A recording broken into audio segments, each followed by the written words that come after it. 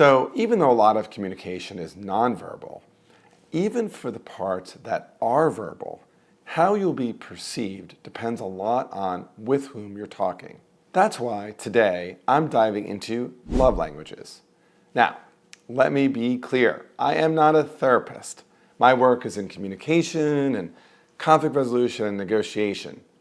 But even with that being said, I actually make frequent use of the love languages in my work. And that's because love languages aren't just about how we express love. They're also powerful tools for connecting deeply, for influencing positively, and for influencing others both at home and in our work lives. So today, we're going to cover what the love languages are and offer examples that illustrate how understanding and applying love languages can enhance your leadership effectiveness, can strengthen team dynamics, and can help you resolve conflicts. In the end, you'll have some strategies that will positively influence your organizational culture in any business context. So, before I jump in, put in the comments below an example of how you've seen understanding another's love language affect positively a persuasive conversation.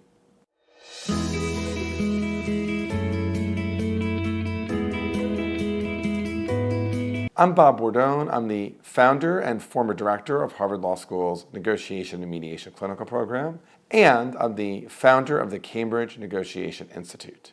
So, this idea of the love languages was actually introduced by Dr. Gary Chapman many years ago in his groundbreaking book, The 5 Love Languages. These languages are, first, words of affirmation; second, acts of service; third, receiving gifts; fourth, quality time; and lastly, physical touch. Each of these languages reveal how individuals both give and receive love in distinct ways. So let's take a closer look at what the 5 love languages are. Words of affirmation. These are more than just compliments. They're expressions that uplift and inspire. For those who value words of affirmation, verbal acknowledgement and encouragement are essential. A heartfelt thank you to a colleague for their hard work. Thank you. Or telling a friend how much you appreciate their support can significantly boost and strengthen bonds for people for whom words of affirmation matter. Thank you for supporting me. In the realm of influence, mastering this love language involves understanding the power of positive reinforcement. When you affirm someone's strength, when you affirm their efforts, you not only build their confidence, but you also enhance your rapport and influence with them. Now, I have to tell you that while I love all the love languages, words of affirmation are probably my favorite. So for me, that might be subscribing to my channel or leaving a nice comment for this video. For me also, I find it most easy to give words of affirmation. Words of affirmation and appreciation kind of come super easy for me. You know, years ago, I was working with a colleague, and honestly, the entire semester, I thought I was doing an absolutely terrible job. And then at one point, I was in her office, and I heard her talking to a friend, and she said, you know, I'm just really bad at appreciating other people. Like, we never did that in my family, and I'm just not good at it. And when I heard that, I thought, yeah, no, you are not. You are bad at it. And it had never occurred to me that words of affirmation or words of appreciation could be hard for somebody. And so just understanding that difference in what was easy and important for me and really quite hard and not resonant for someone else improved our relationship. Okay, so the second love language is acts of service. Acts of service are really meaningful to those who value this love language. It means showing you care through practical actions that can make a difference for them. This can be helping a friend move, to volunteering to take on an extra task at work, to maybe, helping someone move their refrigerator. Acts that demonstrate a certain commitment, a certain support to the relationship. In terms of influence, actions that alleviate burdens and demonstrate reliability are crucial. By consistently showing up and offering assistance, You build trust and credibility, and these are fundamental to effective influence in any relationship. Let me share with you an example of why understanding these languages matters. It turns out that my partner is one of the kindest people I've ever met, and while he's not bad at words of affirmation, he's even better at acts of service. He is someone who is constantly offering to help me out, to fix something that's broken in my house, to make my workspace better. It's really quite remarkable.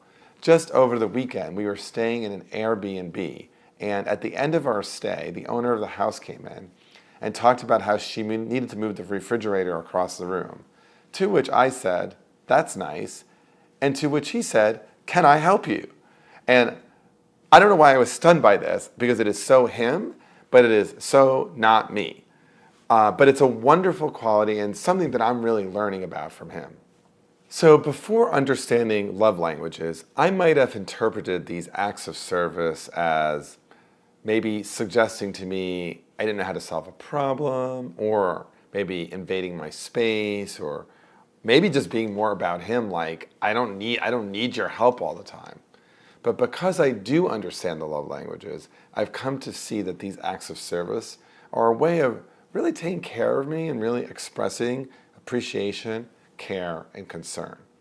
And so understanding these languages really helps us to both appreciate what's important to us and when others are trying to communicate to us. Now, the next love language is receiving gifts. So receiving gifts is about the thoughtfulness and the effort behind the gesture rather than the monetary value of the gift itself. It's about knowing someone well enough to select a gift that really resonates with what's important to them. A carefully chosen gift, whether it's a book they've been wanting to read or a handmade item that might reflect a shared memory, demonstrates that you pay attention and you value the relationship. Mastering this love language means understanding the emotional impact of thoughtful gestures. In terms of influence, meaningful gifts can have a lasting impression, strengthening emotional connections and making it easier to positively influence others by demonstrating genuine care and appreciation. So I have a friend who's incredibly good at this. She is the absolute ultimate best gift giver. Every year at Christmas time, she seems to outdo herself with a well thought of, carefully crafted gift for me. As some of you know by watching this channel, you know that I have a big love affair with my dog, Rosie. This year, I got a day-by-day calendar that literally you take a day off and there is a different picture of Rosie every single day. She reached out to other friends, to my parents, collected hundreds of pictures. Even more amazingly, she matched the date to the day that the picture was taken in a year in the past. This kind of act of service, again, I probably wouldn't have noticed it except for knowing the love languages. And frankly, although this was not her purpose, it made me realize that gifts are not something I'm really good at. I want to be better at it. I need to improve. I'm not so great. And so her birthday is coming up, and I've been really stressing out, figuring out what can I get her that would be meaningful and that she would really appreciate. Okay, next love language is quality time. So quality time is a love language that really emphasizes presence and focused attention. You know, the one thing that we cannot buy is more time. And in today's fast-paced world, giving someone your undivided time, your undivided attention is particularly precious. Whether it's spending a quiet evening with that person or having a deep conversation with them, quality time nurtures relationships and it fosters intimacy. In terms of influence, investing time in meaningful interactions allows for deeper understanding and connection. When you actively listen and when you engage with others, you build empathy, you build trust, and these are essential components of effective influence. And the last of the love languages is physical touch. So physical touch is a love language that communicates emotions through physical gestures. This could be hugs, hand-holding, maybe a gentle pat on the back. For individuals who value physical touch, these actions convey warmth, comfort, and reassurance. Mastering this love language also involves respecting boundaries and understanding when physical contact is appropriate and when it is not. And it's really important to be aware that norms have really shifted in this regard. You know, during the 2020 presidential campaign, many of you may remember that President Joe Biden had to make some real shifts in the way he handled this. So this is a guy whose love language clearly was physical touch. You know, people focused on the way he touched women, but I can tell you, as someone who is a real politico and who actually worked for Senator Biden way back in the 90s, this is a guy who always was putting his arm around somebody or slapping them or putting a shoulder around somebody. And he meant that as a way of expressing affection. But by the time we got to 2020, some of that touching was actually inappropriate. So appropriate physical touch, it can strengthen emotional bonds. It can convey empathy. It can make it easier to connect authentically and positively.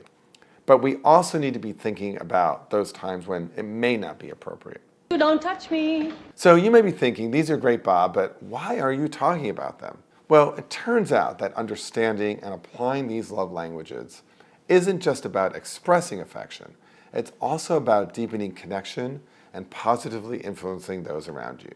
By mastering these languages, you can build trust, enhance relationships, and effectively inspire others to reach their full potential. You can do it. You can do it. So in the comments, what is your primary love language? And is your primary love language for showing love the same as the one you need and value for receiving it? So as I'm learning from my partner, acts of service are a really amazing love language. So you could do one for me by liking this video, ringing the bell, and subscribing to my channel. Thanks so much and see you next time. Okay, it's not difficult to keep watching. Click, click.